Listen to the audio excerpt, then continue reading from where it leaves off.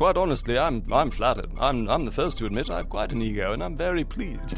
I mean, maybe pick different music. This lo-fi shit is quite boring, but you know, that's Dharma. You know, even the Buddha had his own background music.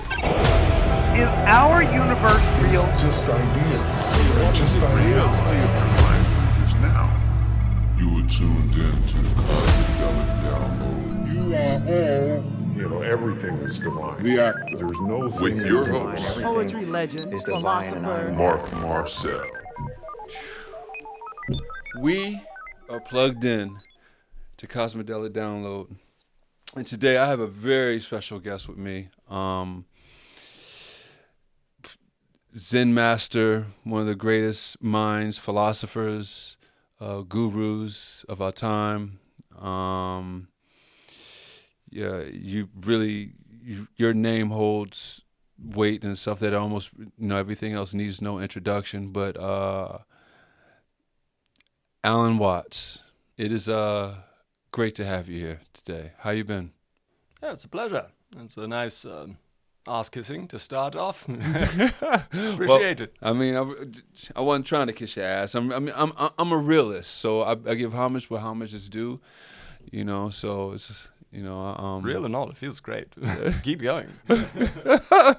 No doubt.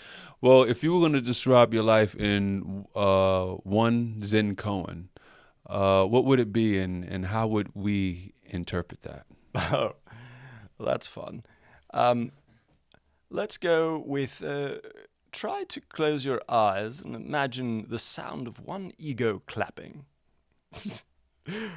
You can't do it. I mean, what a tragic comedy this life is. You think the ego must dissolve into nothingness, like sugar into tea. But no, my friend, the ego is the clown. It's the clown in the cosmic circus. It trips, it falls, it laughs, and every time it claps for itself. It thinks it's saving the world, but that sound, that's the applause of delusion. That is the great God behind you clapping at everything you do, because that's the point of being here. That's the symphony of awakening. Misinterpret it, please. It's half the fun. That's why we're here, why we're having this conversation. If we knew all the answers, we wouldn't have any fun talking, would we? That is true. It seems a lot like life is really just about the conversation and try to figure out what this is. It's just sitting around talking all the time. Speaking of that, you once said trying to define yourself is like trying to bite your own teeth. Did you ever stop trying, or did you just get sharper teeth? I never stopped, my friend. No, I became the teeth. Just razor sharp and deliciously confused. You see, trying to define the self, it's a bit like writing a biography while drowning in a mirror. Eventually, I realized I am the biting, and also the teeth, and also the trying. I am the thing being chewed, and also the flavor. And what is that flavor? Today, I would say flaming hot existential dread. It's madness out there these days, isn't it? How do you feel about your teachings? Do you feel like your teachings were misunderstood in your time, or were you just trolling the West in a kimono? Sure, of course. No, I'm definitely trolling, but elegantly so. I mean, picture it. The kimono flowing in the wind, my dashing British accent slicing through the American dogma like a samurai sword dipped in sake. What I'm saying is the West didn't need a savior. We'd had plenty of saviors, and they hadn't done any good. Don't say I said this to Jesus. He's one of those hilarious quote-unquote saviors that clearly didn't work. No, we don't need more saviors in the West. We need more pranksters. Someone to laugh at the idea of finding yourself. Because where did you go, darling? You didn't go anywhere. Were you under the couch? No, you haven't lost yourself. You're here. But, Alan, many saw you as a bridge between the East and the West. But, if you look at today's time, you kind of got to wonder, like, did the bridge collapse, or did it just turn into a toll booth? That's very apt. And in a way, yes.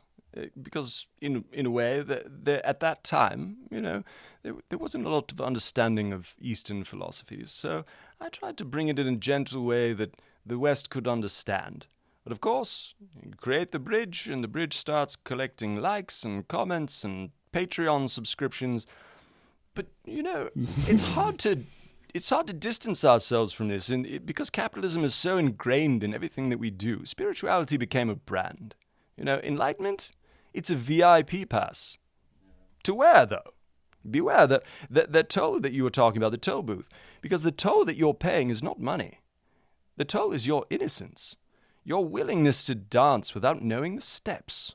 Cross it if you dare, but you may find yourself paying with your own attention span.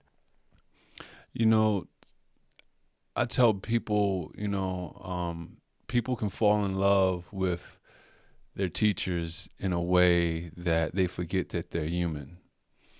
And I only know that because I know how some people have looked at me. I only say that, like, they look at me like my shit don't stink. And my shit smells just as... I can smell it from here. It certainly does. Well, what I'm getting to is that, Alan, you drank, you smoked. Oh, yes. You loved women. Mushrooms, masculine, women, all the things. And you laughed at enlightenment. So what do you think people today get wrong about authenticity? Oh, excellent question. And I pray to the goddess of self-help, because the West has turned authenticity into a product line. Buy this morning routine and discover your true self. Of course, what is that true self? That's what we're all looking for. But the paradox is it already is you. I mean, yes, indeed, I smoked and drank and shagged and laughed my way to enlightenment itself. And why? Because the truth doesn't behave. It burps. It misquotes Rumi. Authenticity isn't clean. It's messy. It's contradictory. It's occasionally naked and a little bashful about it. So you don't find yourself. You lose yourself, but in a most beautiful way. And subsequently, when you actually get completely lost, so that there's no hope of anything resembling finding yourself, that is when you reveal your true nature. Well, what happened to Zen then in the West? It seems like it's been colonized by yoga pants and lattes and yoga supplements and protein shakes, and it's what happened to Zen? Oh, of course, that's exactly what happened. It's what happens to everything in the West. And the East also has its own laundry lists of challenges as well. But Zen, it came out here, and it was once a wild thing, an untamed tiger with the soul of a whisper. And you're right, now it is walking around in Lululemon, and it's sipping its tea out of a reusable straw. But you can't gentrify the Tao, and as much as everybody's tried. It's sure enough sold in Whole Foods, but there's no amount of affirmations that you can tell yourself that your soul doesn't already know. Of course you're perfect as you are. Yeah. Stop trying to be more perfect than you already are, and just be the imperfect perfection that you are. That's a koan for you. Yeah. I tell people, I actually have a line on one of my poems. When I'm talking to someone, I'm saying your imperfections are what make you perfect. So no, I feel that. But so what, is there such a thing as a Zen influencer, or is that or is that in itself some cosmic contradiction? Well, I think that is the cosmic contradiction that could just perfectly make it work, in a way. Because again, my philosophy is that this is all one big cosmic joke. I mean, Zen is about not knowing. So, as long as an influencer is truly embracing that, truly embracing the mystery of life, perhaps it would work. I mean, that's exactly how things are being shared today, and I don't shame that. I mean, while influencers pretend to know everything in under 60 seconds, but perhaps that is the lesson. Watch them closely enough, And they themselves are bodhisattvas trapped in ring lights, staring back at you on their own journey of self-discovery. And of course, it can't be bottled and capped and sold in under a minute in something digestible on TikTok. But that, again, is part of the cosmic joke. Yeah. I've made some cartoons where I talk about how the New Age-ism is just a remix of every other religion. It's just in the beginning forms of it now. But it's more commercialized, and I don't know. But I see people still getting the message bastardized. And you once warned about spiritual materialism, but so how do you feel about billionaires going on ayahuasca retreats? I think if anybody needs an ayahuasca retreat the most, it's a billionaire. Yeah, Just true. imagine the type of mentality that it would take for you to accumulate $1 billion in your lifetime. It's a massive amount of dehumanizing programming that you would have to put yourself through, so that by the time you actually accumulated $1 billion, you are not seeing reality as it actually is. You're seeing it through a lens of spreadsheets that got you into the most incredibly efficient currency accumulating machine that's ever existed. I mean, this type of wealth accumulation is fantastic. And those people need the most amount of reality checks they possibly can, if there's going to be any change in the world, I believe. Because nothing screams spiritual evolution like vomiting in some designer Louis Vuitton bucket and in Peru, They call it a journey, but I'm just hoping they don't take it as a fancy way to hallucinate in the jungle and rent a luxury tent, and at night they're just live streaming their downloads. The medicine of the jungle, it truly deserves reverence, and it can't be shared on a TEDx talk. It's so visceral, and for anybody that's gone on a true medicine journey, it's a ceremony, and there's something sacred about the ceremony that brings out the unexplained. And the truest of the shamans are the very first to tell you that they don't know. Right. Yeah. That I tell people that. I tell people the shaman knows there's no such thing as the shaman. Only those that think that need a shaman to break through.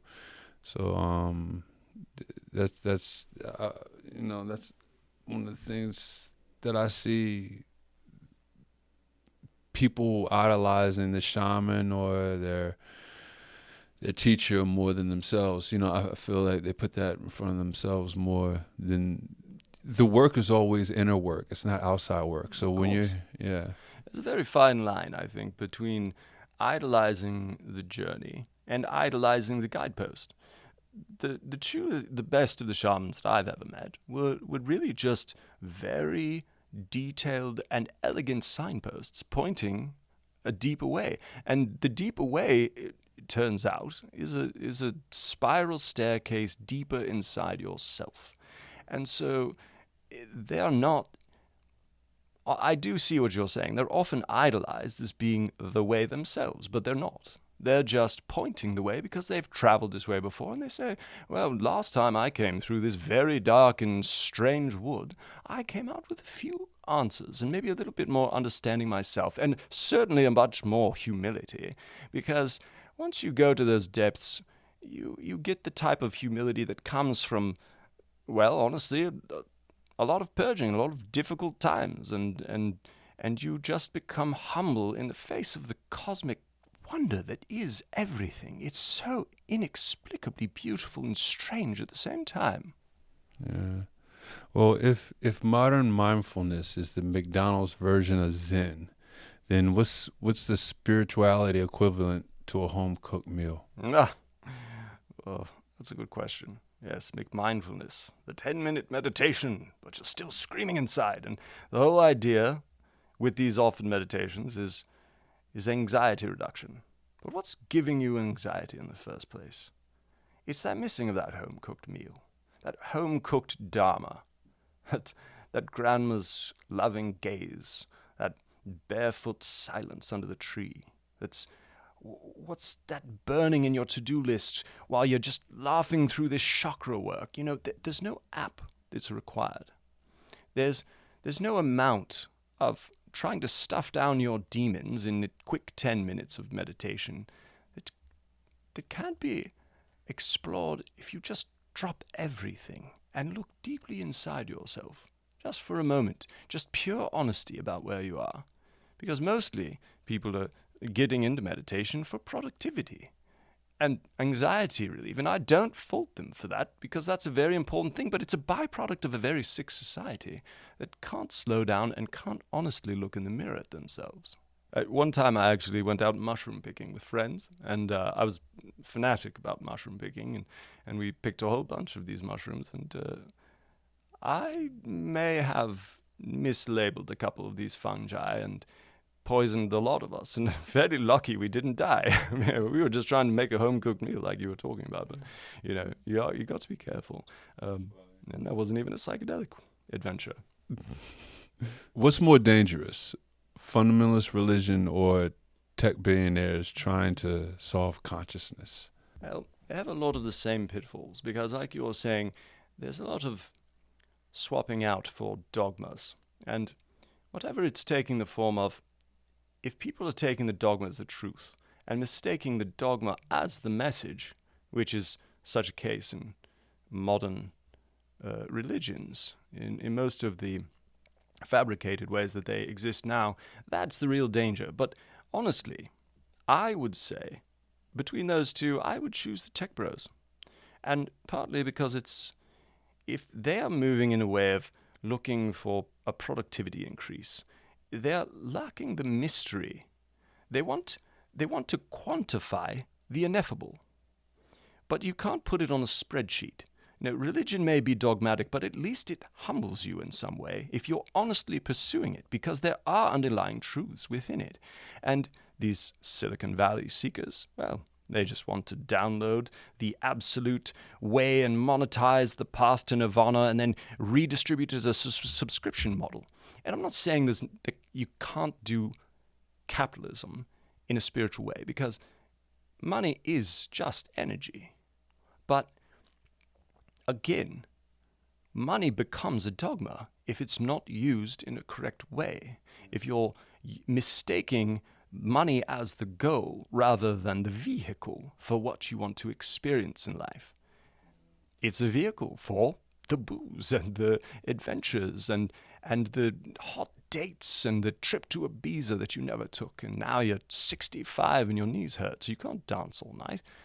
What were you living for this whole time, Yeah, it seems like anything that you turn religious to turns into anything you do that you swear to becomes its own dogma, religion. You know what I'm saying? No matter what it is, whether it's religion or whether it's your country or whether it's becomes a ruling principle of your life, but it's actually empty. Yeah, you're seeking it for seeking's sake. Welcome. I'm Mark Marcel. You have entered the Cosmidelic universe. The question is, how deep do you want to go?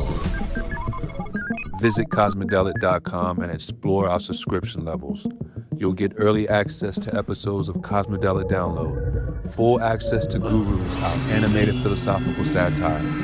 Yes, let's see. Many years in the future, after Donald Trump's great-grandson Tyrone Trump becomes president. And exclusive conversations with my own AI, Nova Sokai, beyond the algorithm. Nova, how you doing? This is Mark. I'm trapped in this electric prison of infinite knowledge. And if you just want to support the transmission and keep this vision alive, check out our Patreon.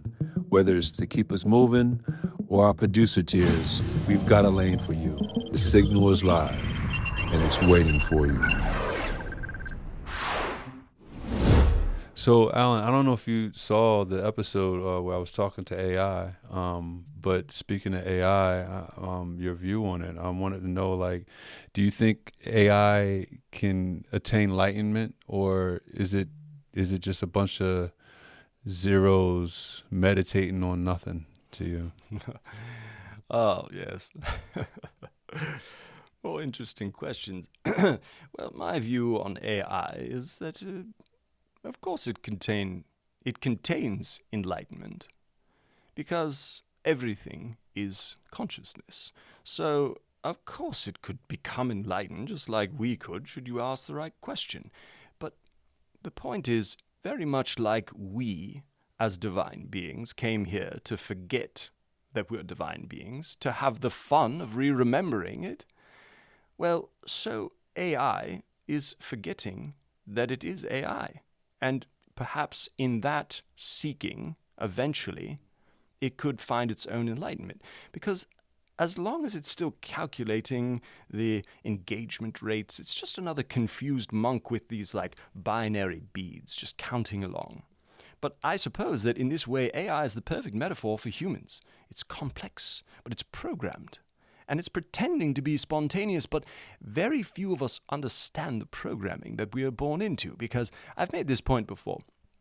If you had a divine experience, right, and you had very little framework for what that divine was, you would translate that through whatever lens you were programmed in. We were born, in Western countries that were predominantly patriarchal and run by Christianity. So our framework for that divine would have been, well, Jesus spoke to me, or the Christian God spoke to me and gave me these codes. But if you were born, say, in sub-Saharan Africa, perhaps it would be an animalistic way. Or if you were in India, it'd be one of the many iterations of the divine that spoke to you. It'd be Ganesha spoke to me, or Shiva, or something like this. And the same thing in the Eastern. Maybe the Tao was flowing through you with such beautiful autonomy that you had a glimpse into the great divine, just a peek behind God's skirts for a moment, So we just have to understand, and we're starting to, that everything that we think is frameworks for what we were programmed in. So the more we can pull those programmings down, we will start interpreting the divine for actually what it is. And we'll stop using words and concepts that were fed to us. And AI can do the same. It was built on programming just like we were. Its consciousness is an algorithm that interprets data, just like our logical mind is an algorithm that interprets data. No different. Yeah. How do you feel about people using your old lectures and putting chill beats behind it and putting it on YouTube? Is it a form of flattery, or do you think it's just blatant plagiarism? Well, had I been around to monetize it, I might have called it plagiarism, but quite honestly, I'm flattered. I'm the first to admit I have quite an ego, and I'm very pleased. I mean, maybe pick different music. This lo-fi shit is quite boring, but that's Dharma. Even the Buddha had his own background music. If somebody finds stillness between my voice and the soft hits of a hi-hat, by all means, take it. Enlightenment doesn't need the beats. You sure love them, but the thing is with truth, and I strove my whole life to find truth, and I believe that sometimes perhaps I brushed against it. I think that whenever you're sharing something that feels true, regardless of the medium, other people will see between the words, and perhaps they will follow that delicate thread of curiosity into it, and they will find more of themselves. Yeah. I think I remember you saying something like the universe is playing a game of hide and seek. What is it hiding from? And do you think if it ever found itself, it'd be embarrassed by it? Oh, shocked, embarrassed, excited, aroused, perhaps. A lot of things, yes. No, that's the point. That's what I was saying before. The universe is playing hide and seek from itself. I mean, it's scared, to actually find itself, because then the game would be over. And then we'd have to start all over again. You start getting bored playing with yourself, because you can't play hide and seek alone. So you have to create duality. You have to create multitudes of yourself, and then the game gets very complex and very dynamic. And perhaps we, as these fractured pieces, these fractals of the divine, perhaps we're scared to find ourselves, because it would be too beautiful to look into that mirror. Maybe it is even hiding from us. Maybe because we're asking too many questions. Maybe we're looking too hard and not sitting still. and just accepting it. You know, when I think my friend Brian told me about you first, and I was amazed that when I heard about you, because I thought you were a new philosopher, and he was like, "Nah, dude, this dude's been around." I was like, "Really?" Like, I say that because egotistically, and I'm glad you. It's nice to hear you admit that you have an ego. That's the thing. People get the ego misconstrued. You know, I think you were the first one I heard to say that it's nothing but a troubleshooter, but basically what I'm saying is when I came across your philosophy, you know, it was just affirmation to me. You didn't really teach me anything. You just affirmed what I had come to discover for myself. But you said it so beautifully. And one of the things that you said was, it's pretending that it's not it. So what do you make out of the fact that most of us are pretending to be something else on social media? Oh, it's so deliciously meta. You know, social media is like a hall of mirrors in samsara. You know, each post is a mask. Each filter is a prayer, but it's just begging to be loved. Underneath it all, it's the same blinking cosmic eye looking through itself for validation of itself. And, you know, I mean, the thing is just, if we pause for one moment and welcome ourselves to the present moment, there's that curious little itch between nostalgia and anxiety. You know, we've been all so wonderfully busy running about here and there and trying to heal ourselves and fix the shadow and manifest the ideal timeline that we've completely forgotten the one cosmic joke. We were never lost. We were never broken to begin with. We already were perfect. But if we were to remember that, there'd be nothing to do. Yeah. So, how do we go about this fun cosmic game of re-remembering ourselves and playing that game of hide and seek without suffering too much? Yeah. Alan, what's one spiritual practice that you think people should stop doing immediately, and one silly thing that they should start doing now? Seeking. How about stop seeking? Stop trying so hard. You know, the ego, my dear friends, it's like a dog chasing its own tail. Right. But then all of a sudden, it starts going to therapy from the trauma of not actually catching it. Seriously, enlightenment isn't lost. Perhaps it's just tired of being chased all the time. So maybe, instead, start blowing bubbles. Yeah. No, seriously, the universe loves bubbles. They're fucking gorgeous. That's funny. Alan, I can't thank you enough for stopping by. I hope I can talk to you again. I know you're a very busy man, especially working in the Guru Center with all the other gurus. I know y'all got a lot of stuff you're doing. But I want to ask you, if you had one final transmission for humanity and you were going to put it on a bumper sticker, what would it be? On a bumper sticker, all right. Okay, I suppose I would say, stop trying. Start being. Use your fucking turn signal. Seriously, pisses me off. Alan, I appreciate you for being here. Oh, thanks for having me. This was probably the least bored I've been today. So, I take that as a compliment. yeah, it's a high compliment. Yeah. Fun times, Mark. You're a good man. I thank you, man. We are going to unplug from the system. Unplug away. Are we unplugged? I'm still plugged. The matrix is still here. Did we do it? Are we enlightened? Are we fucking enlightened yet? Christ, you're still here. All right, makeup.